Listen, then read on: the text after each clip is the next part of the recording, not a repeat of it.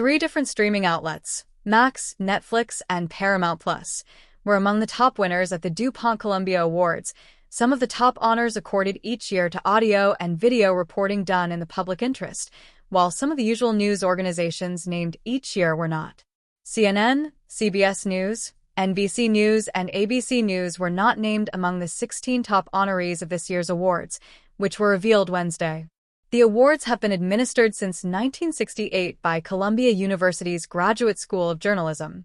Max, Little Room Films, and the Boston Globe took home a silver baton for Murder in Boston, a docuseries and a podcast that examined how a high-profile Boston murder led to a racist rush to judgment.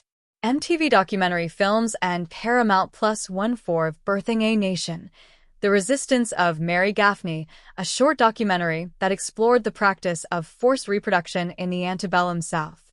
Netflix and Lucernam Films won for You Are Not Alone, Fighting the Wolf Pack, a documentary that deconstructs a gang rape that took place during the 2016 San Fermin Festival, IN 2023 or 2024, PBS. ABC News and CNN were among the news companies that garnered multiple wins. The results could spur hand-wringing over the plight of many of the mainstream TV news organizations, many of which have cut costs, laid off employees, and trimmed resources, while their corporate parents grapple with the challenges of the streaming era. More traditional TV viewers are migrating to broadband services, where they can watch programming at times of their own choosing, a dynamic that has played havoc with media economics. Many owners of TV news organizations, including Paramount Global, Warner Bros. Discovery, and Comcast, have orchestrated organizational restructures or are contemplating mergers and acquisitions. During remarks made at a ceremony, 60 Minutes correspondent Bill Whitaker nodded to some of the challenges gripping the industry. This is a fraught time for journalism.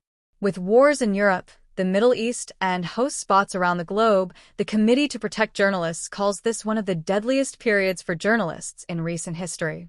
Here at home, powerful politicians call us enemies of the people, and more news consumers doubt our trustworthiness.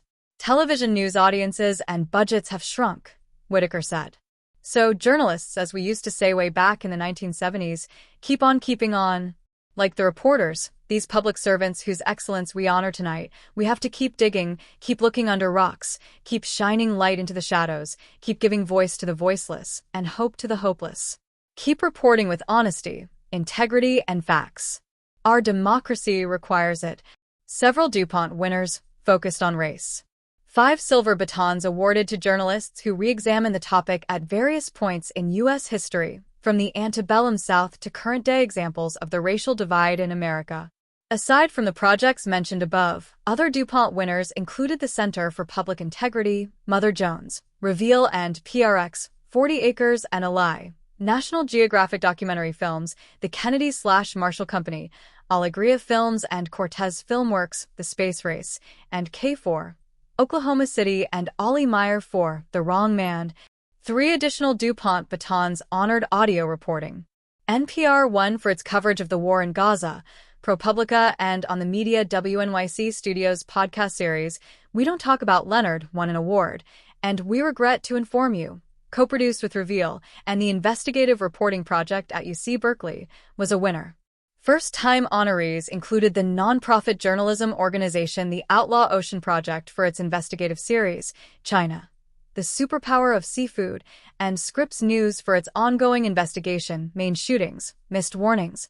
Vice News won a DuPont for its online film, Battleground Texas, and Songbird Studios and Imaginary Lane were honored for Porcelain War, about the war in Ukraine.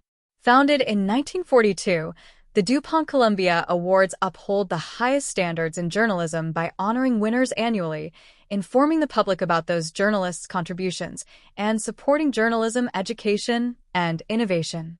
A jury made up of industry veterans selected 30 finalists and 16 winners.